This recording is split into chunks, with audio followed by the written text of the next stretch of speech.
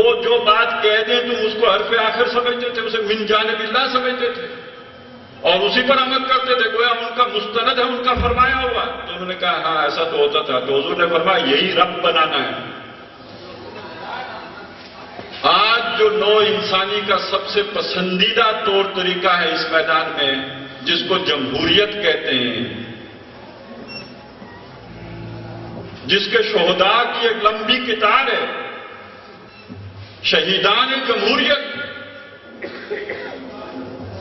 یہ در حقیقت اللہ تعالیٰ سے بہت بڑی بغاوت ہے کہ حکمران اللہ نہیں، حکمران عوام ہیں۔ یہ لا الہ الا اللہ کا ایک مطلب یہ بھی ہے کہ حکمران ہے ایک وہی، باقی بتان آذری، کوئی ایک فرعون ہو تو وہ بھی بت، کوئی آذر ہو تو بت، کوئی نمرود ہو تو بت، اور سارے عوام مل کر یہ دعویٰ کریں کہ ہم حکمران ہیں تو بت۔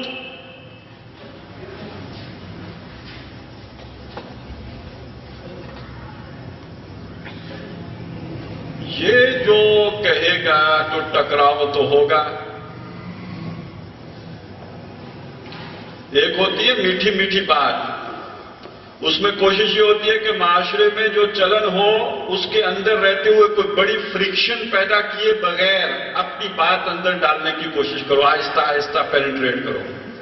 ایک ہوتی ہے انقلابی دعوت۔ انقلابی دعوت کا خاصہ یہ ہوتا ہے کہ وہ پہلے ہی دن بچھو کا ڈنک مارتی ہے۔ محمد رسول اللہ صلی اللہ علیہ وسلم کی دعوت انقلابی تھی، چنانچہ حضور کی تو تعریف کرتے تھے، الصادق ہیں، الامین ہیں، لیکن یہ لا الہ الا اللہ وہ والا نہیں تھا جو آپ ان میں پڑھتے ہیں، یہ اپنے پورے نتائج کے ساتھ تھا، لہذا ابو جہل کو ہضم نہیں ہو سکتا ہے۔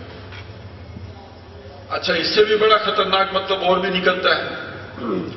اس لا الہ الا اللہ کا ایک اور حقیقی تقاضا بھی ہے کہ جو کچھ میرے پاس ہے یہ میرا نہیں، میرے اللہ کا ہے، میرے پاس تو امانتاً ہے، اگرچہ کہ بظاہر میں نے اسے کسب کیا ہے، میں نے کمایا ہے، لیکن اس کما لینے کے باوجود بھی یہ میرا نہیں ہو گیا، میں مالک نہیں ہوں، مالک اللہ ہے۔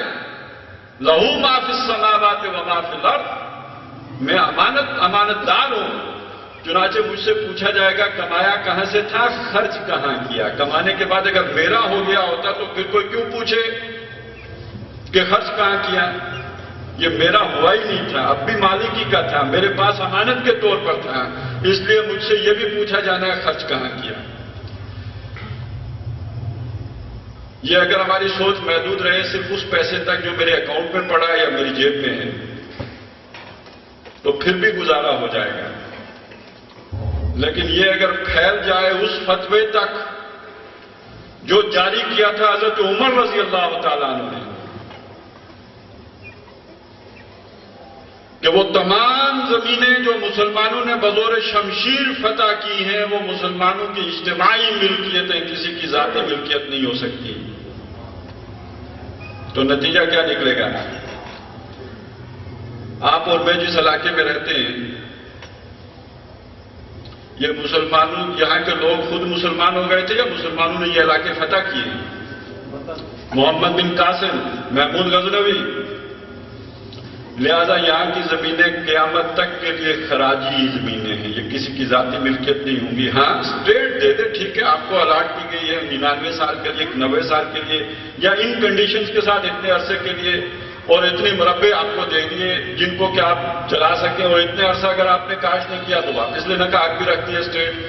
تو اس حوالے سے اب یہ بات کیسی ہوگی، آپ صرف اس سے اندازہ لگائیے کہ جس ملک میں زرعی ٹیکس نافذ نہیں ہو سکتے، غریب کے اوپر ماچس کی ڈبیا خریدنے پر بھی ٹیکس ہے، بجلی پہ بھی ٹیکس ہے، اور پتہ نہیں ٹیکس زیادہ ہے بجلی کی اصل قیمت کم ہوگی۔ غریب کے اوپر یہ بھی ظلم ہے کہ چوری کرے سینہ زور، جس سے حکومت اپنا پیسہ وصول نہ کر سکے وہ بھی غریبوں سے وصول کر لو، کیونکہ اس علاقے اس فیڈر سے جتنی چوری ہوئی ہے وہ باقی جو بل ادا کرنے والے ہیں ان کے اوپر برابر بانٹ دو۔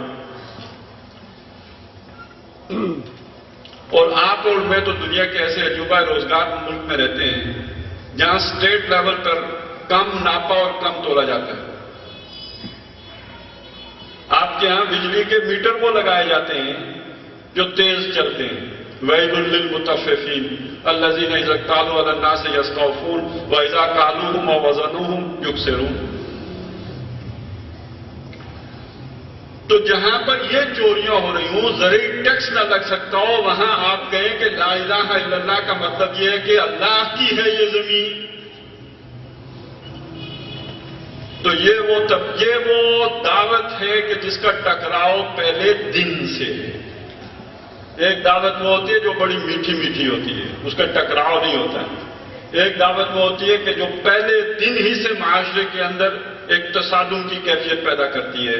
محمد رسول اللہ صلی اللہ علیہ وسلم کی دعوت کا رخ یہ تھا، اور یہ انقلابی دعوت ہوتی ہے.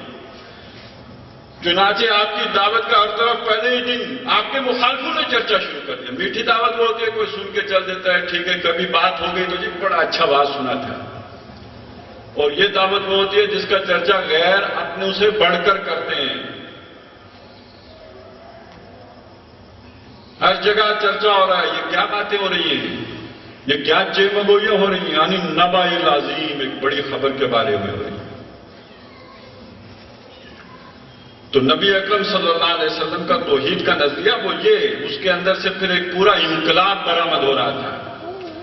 وہ ایک ایسا درخت تھا کہ جو پھر اپنا برگ و بار لا رہا تھا. شجرۃ طیبۃ اصلھا ثابت وفرعھا فی السماء. سب سے پہلے بحیثیت مسلمان ہمیں اپنا جائزہ لینا چاہیے کہ ہم جس توحید کو ماننے والے ہیں وہ صرف 2-3 حصوں تک محدود ہے، یا وہ اللہ تعالیٰ کے 99 صفات جن سے کیا اللہ کا تعارف ہمیں حاصل ہوتا ہے اس سب پر محیط ہے. اگر سب پر محیط ہے تو وہ توحید کامل ہے، اور اگر صرف 2-3 کی حد تک محدود ہے تو بس وہ جھگڑا کرنے کے قابل والی توحید ہے. اقبال نے بڑی خوبصورت بات کہی تھی، زندہ قوت تھی زمانے میں توحید کبھی، اب کیا ہے فقط ایک مسئلہ علم کلام، جس کی بنیاد پر کوئی لڑائی جھگڑا ہو لے گا، کوئی مناظرہ وغیرہ ہو لے گا، کوئی مباحثہ ہو لے گا، لیکن دنیا کے اندر اس توحید کی بنیاد پر کوئی تبدیلی آئی نہیں. لیکن محمد رسول اللہ صلی اللہ علیہ وسلم کے نظریہ توحید نے ایک تبدیلی واقع کی، ایک انقلاب برپا کیا. اب ہم نے دیکھنا ہے کہ اس انقلاب کا پروسیس کیا تھا. یہ بہت اہم بات ہے. اسی سے سمجھ میں آئے گا کہ تیونس میں کیا ہوا، اسی سے سمجھ میں آئے گا کہ مصر میں کیا ہوا، اسی میں سمجھ آئے گا کہ پاکستان میں کیا ہونے والا ہے. نبی اکرم صلی اللہ علیہ وسلم نے اپنے اس نظریے کو، اس نظریہ توحید کو، اس کی ان فروعات کے ساتھ اس معاشرے میں عام کیا. کچھ لوگوں کے اپنے دل کی آواز بن گیا. ان کے کانوں میں جب یوں ہی نبی کی آواز ٹکرائی فوراً ایمان لے آئے. ربنا اننا سمعنا منادیا ینادی للایمان ان آمنوا بربکم فآمنا. اے ہمارے رب، ہم نے ایک آواز لگانے والے کی آواز کو سنا جو ایمان کی آواز لگا رہا تھا، ہم فوراً ایمان لے آئے. خود حضور فرماتے ہیں صلی اللہ علیہ وسلم کہ میں نے جس کے سامنے بھی دعوت رکھی کسی نے کچھ نہ کچھ غور و فکر کیا، سوائے ابو بکر کے، جو ہی میں نے بات کی فوراً قبول کر لی، اس لیے کہ ان نتائج تک وہ خود بھی پہنچ چکے ہوئے تھے. اور جب حضور صلی اللہ علیہ وسلم نے وہی بات تفصیل سے رکھی تو گویا بات وہ ہو گئی کہ دیکھنا تقریر کی لذت کہ جو اس نے کہا میں نے یہ جانا گویا یہی میرے دل میں ہے، یہ اپنے دل کی بات ہو گئی. اب یہ لوگ کہ جو اس نظریے کو قبول کرتے چلے گئے، ان کی نبی اکرم صلی اللہ علیہ وسلم نے ایک مضبوط تنظیم قائم کی. پھر نوٹ کیجئے، آپ نے صرف اصلاح کرنی ہے، کسی نظریے کو پھیلانا ہے تو تنظیم بنانے کی کوئی ضرورت نہیں.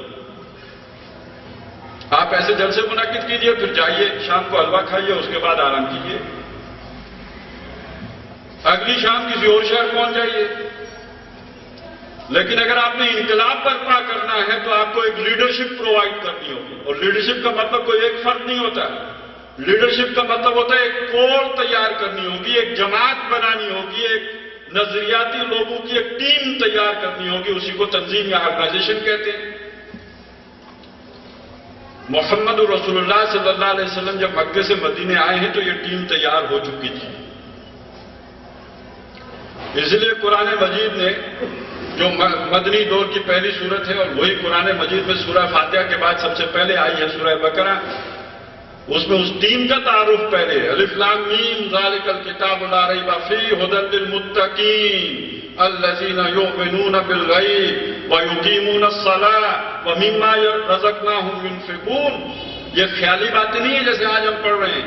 جب قرآن یہ آیتیں نازل ہو رہی تھی قرآن میں اس وقت یہ لوگ وہاں پر پھر واقع موجود تھے. اس ٹیم کا ہونا کیوں ضروری ہے؟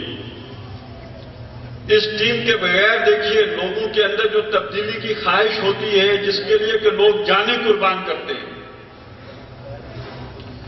آخری وقت میں اس خواہش کو سے فائدہ کوئی اور سیانے لوگ اٹھا لیتے ہیں.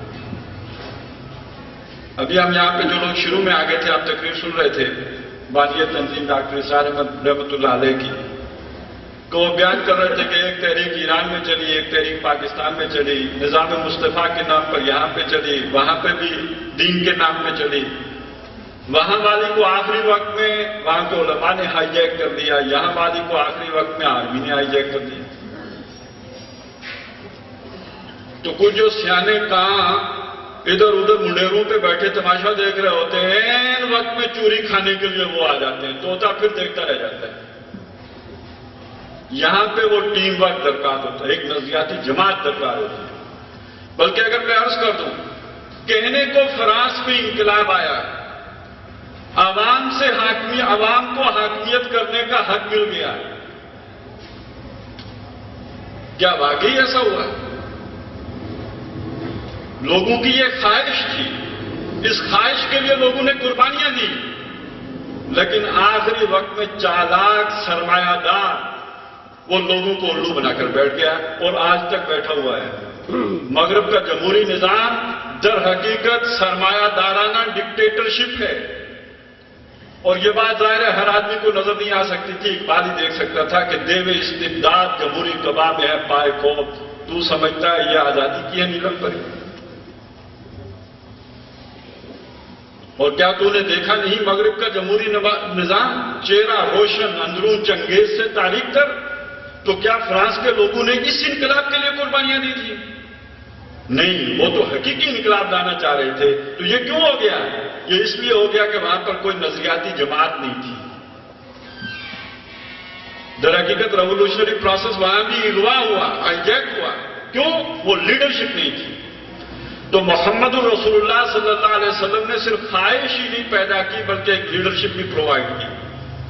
اور آپ کے جانے کے بعد بھی وہ انقلاب بیٹھ نہیں گیا. 30 سال تک آپ کے پیدا کردہ لوگوں نے، آپ کے تیار کردہ لوگوں نے، آپ کے تربیت یافتہ لوگوں نے اس کا صحیح ترین نمونہ دنیا کے سامنے پیش کیا.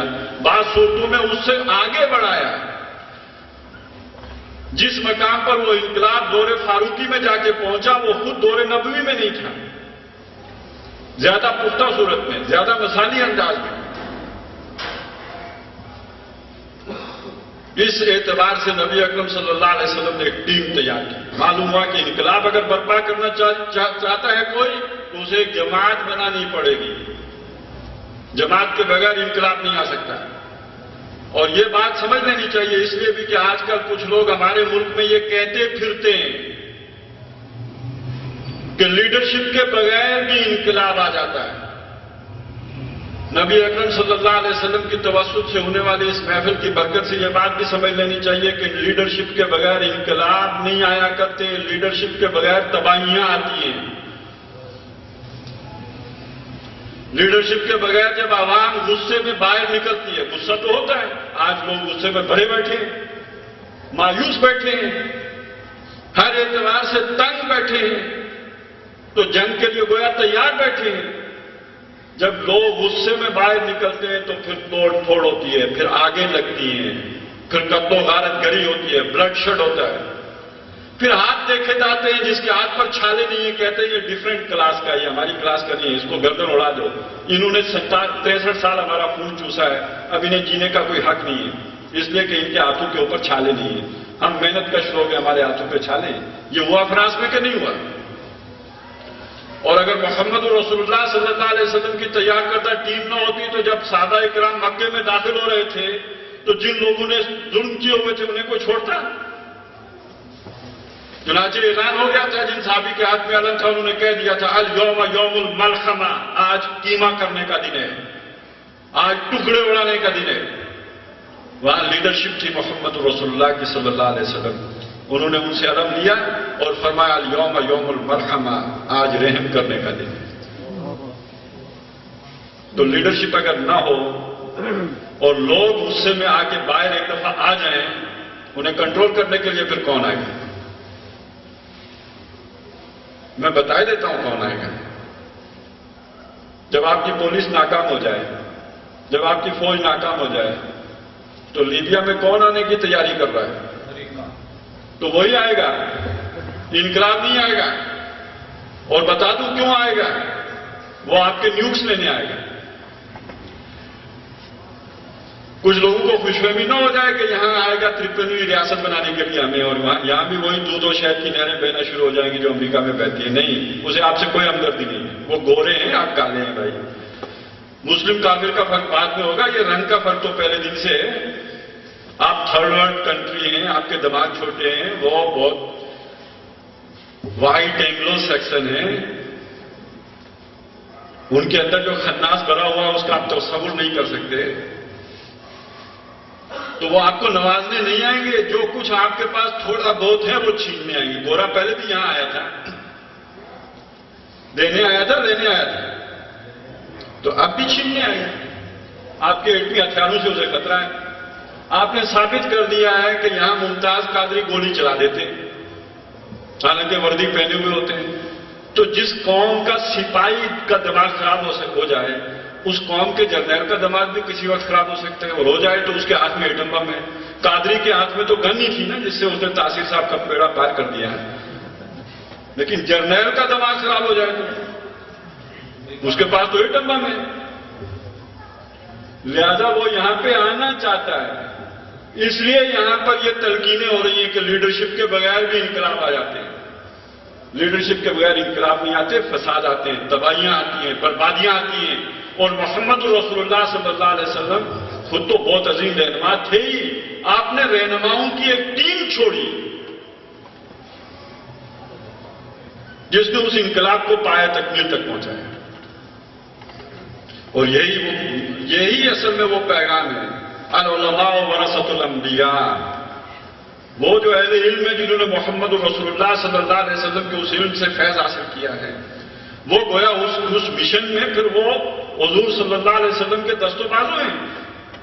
ہاں بس دنیا دار نہ ہو جائیں، پرمٹوں کے چکر میں نہ پڑ جائیں، بس دنیا کی میراث بنانے میں نہ لگ جائیں، اسی وراثت کو اپنے لیے کافی جان لیں جو محمد رسول اللہ نے چھوڑی ہے۔ یہ ٹیم دے کر گئے، اور الحمدللہ یہ گارنٹی دے کر گئے، میری امت میں قیامت تک حق پر قائم ہے، گروہ لازمن قائم رہے گا۔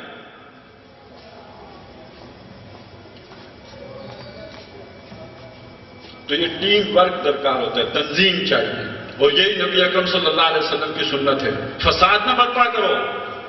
چنانچہ علماء امت نے یہ بات لکھی ہے، یہ مسئلے کے طور پر بیان کی ہے کہ اگر آپ بعد کے تمام معاملات کو سنبھال نہ سکیں اور اپنی اس تبدیلی کو پائے انجام تک نہ پہنچانے کے وسائل سے ہمکنار نہ ہو، متصف نہ ہو، تو میں سادہ الفاظ میں کہوں پھر پہلا پنگا ہی نہ لوں۔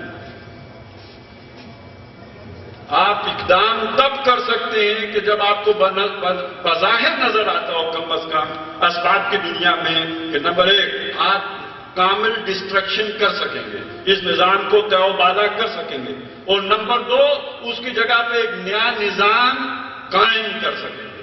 یہ نہیں کہ ایک کیاس پیدا کر کے چھوڑ دیں، اور یہ آپ تبھی کر سکیں گے کہ جب آپ کے پاس ایک منظم جماعت ہو اور اس جماعت کے اندر وہ انقلابی نظریہ گہرا اتار دیا گیا، اس کے اندر رچ بس گیا ہو۔ ظاہر ہے یہ تربیت کے بغیر ممکن نہیں۔ 2 طرح کی تربیت درکار ہے۔ ایک تو یہ نظام بنیادی طور پر روحانیت پر مبنی ہے، یہ کوئی دنیاوی نظام نہیں ہے، لہذا ان کی روحانی تربیت، اس کے ساتھ ساتھ حکم ماننے اور سننے کی تربیت، یہ انسان پر بہت گرا ہے. سمع و طاعت، ڈسپلن، اس کے دو ہی طریقے ممکن ہیں. ایک طریقہ یہ ہے کہ یہ بھیجا جو اللہ تعالیٰ نے دیا ہے کسی طرح اس کو سکھا دو، وہ ایڑیاں مار مار کے سکھا دو، جب برین واش کر کے سکھا دو تو پھر آدمی کولو کا بیل بن کے حکم ماننا شروع کر دے گا.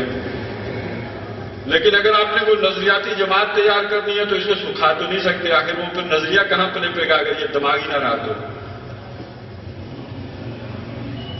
تو اس کو تو آپ نے نشوونما دینی ہوگی. تو اب جوڑ پیدا کرنے والی چیز در حقیقت وہ نظریہ ہی ہوگا. اور دیکھیے بڑا پیاری بات ہے، یہ توحید کا لفظ واحد احد، اسی سے لفظ بنا وحدت،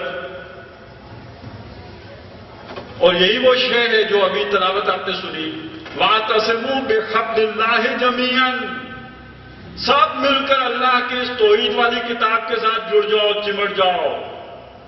چمٹو گے تو تمہارے اندر اتحاد پیدا ہو جائے گا، یہ قرآن جوڑ دے گا تمہیں. یہ وہ سیمنٹ ہے کہ جو افراد کو جوڑنے والا ہے. یہ توحید تمہارے اندر وہ محبت پیدا کر دے گا کہ تم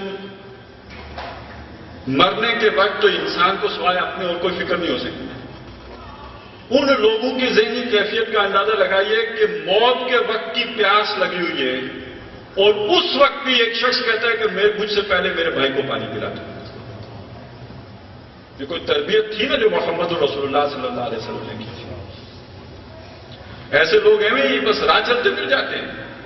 آپ نے کوئی قوالی گائی اور ایسے لوگ آپ کے پیچھے ہو گئے. آپ نے کوئی ڈگڈگی بجائی اور ایسے لوگ آپ کے پیچھے ہو گئے. آپ نے کوئی عوامی خواہش کے سے ہمان نعرہ ایجاد کیا اور لوگ آپ کے پیچھے ہو گئے اور ان کی یہ تربیت ہو جائے. نہیں، اس کے لیے پتا مارنا پڑتا ہے، اس کے لیے بڑی محنت کرنی پڑتی ہے. اور محمد رسول اللہ صلی اللہ علیہ وسلم جیسی عظیم ہستی کے سال ہا سال بیتتے ہیں تو تب جا کر ایسے لوگ تیار ہوتے ہیں. محمد الرسول اللہ والذین معه اشداء علی الکفار رحماء بینہم تراہم رکعا سجدا یبتغون فضلا من اللہ ورضوانا. اور وہ یہ ساری محنت صرف اللہ کو راضی کرنے کے لیے کرتے ہیں، دنیا میں چینج کے لیے. محض کوئی مراد نہیں ہوتا. صرف یہی نہیں کہ کچھ لوگوں سے انتقام لینا ہے یا اپنی کسی خواہش اور آرزو اور امنگ کا جو ہے وہ ارمان پورا کرنا ہے. نہیں، اللہ کو راضی کرنے کے لیے وہ یہ سب کرتے ہیں. یہ تربیت تھی جناب محمد رسول اللہ کی صلی اللہ علیہ وسلم. اور اب سب سے اہم بات، یہ تین کام جو ہمارے سامنے آئے، نظریہ انقلابی، اس نظریے کی بنیاد پر جڑنے والوں کی تنظیم سازی اور ان کی تربیت کرنا اسی نظریے کی بنیاد پر.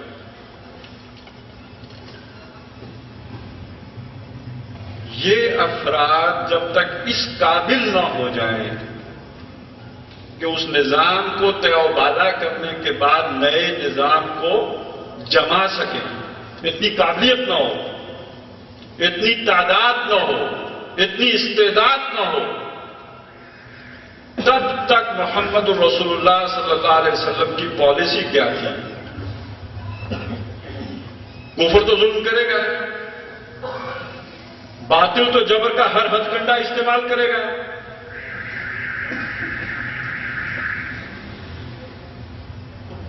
میں آپ کے سامنے ایک چھوٹی سی مثال رکھوں. ہماری ایک بہن کو امریکی گنڈے اٹھا کے لے گئے اور ہمارے بے غیرت بھائیوں نے حوالے کی ڈاکٹر عافیہ صدیقی. ہمارے دل جلتے ہیں کہ نہیں؟ اب ذرا آپ سوچئے، مکہ ہے، آل یاسر ہے، حضرت سمیہ حضرت یاسر کی بیوی ہے، مسلمان ہو گئی ہے، کوئی اور ان کا جرم نہیں ہے سوائے اس کے کہ مسلمان ہو گئی.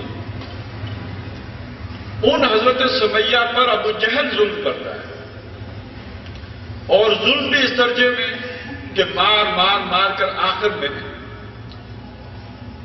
انہیں شہید کر دیتا ہے. بہت بے رحمی سے شہید کرتا ہے، بڑی اوباشانہ حرکت سے شہید کرتا ہے. مجھے اور آپ کو عافیہ صدیقی کا غم سکھاتا ہے، ستاتا ہے. کیا حضرت عمر کو جوش نہیں آیا ہوگا؟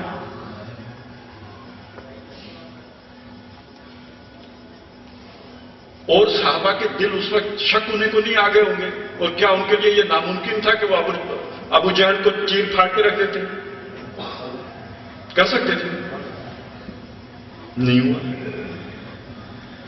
خود حضرت یاسر کے ساتھ کیا ہوا؟ 4 اونٹ لائے گئے، ان کی چاروں 2 ٹانگیں 2 بازو 4 اونٹوں سے باندھی گئی اور اونٹوں کو مختلف سمتوں میں دوڑا دیا، جسم کے گویا جس سے بکرے ہو گئے۔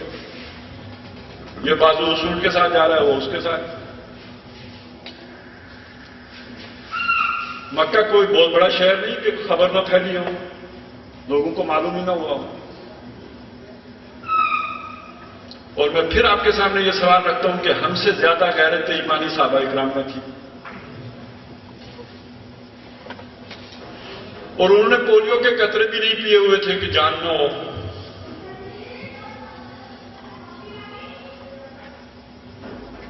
تو پھر وہ کیوں نہیں کوئی جوابی قدم اٹھا رہے؟ بہت بڑا سوال ہے۔ یہ محمد رسول اللہ صلی اللہ علیہ وسلم کا حکم تھا کہ دیکھو مسلمانوں، کفو ایدیکم، ہاتھ باندھ کر رکھو گے، میری دعوت اگر قبول کیے میرا حکم ماننا پڑے گا۔ حکم یہ ہے کہ تمہارے جسم کے پرخچے اڑ جائیں، ہاتھ باندھ کر رکھو، وگرنہ آپ کو سوچئے یہ حکم نہ ہوتا ہے۔ حضرت خباب ابن الارت چلیں، حضرت یاسر تو بوڑھے تھے، کمزور بھی ہوں گے، خباب لوہار تھے، اور اس وقت ابھی فونڈریاں نہیں بنی تھی کہ لوہا خود بخود پگھل کے باہر نکل آئے، وہ تو کوٹ کوٹ کے برابر کرنا پڑتا ہوگا، تو کوئی جان بھی ہوگی۔ ان خباب کو کہا کہ یہ انگارے بچھاؤ، کہا قمیض اتارو، اتار دی، کہا اس پہ لیٹو، لیٹ گئے۔ ایک بچہ بے قابو ہو جائے تو ہو سکتا ہے کہ ناک آدمی کی توڑ دے، اور خباب اگر بے قابو ہوتے تو 8-10 کو مار کے ہی مرتے نا۔ وہ لیٹ گئے، وہ انگارے سے ان کی جو ہے وہ پیٹھ جلی ہے، چربی پگھلی ہے تو انگارے بجھے ہیں، وہ لیٹے رہے۔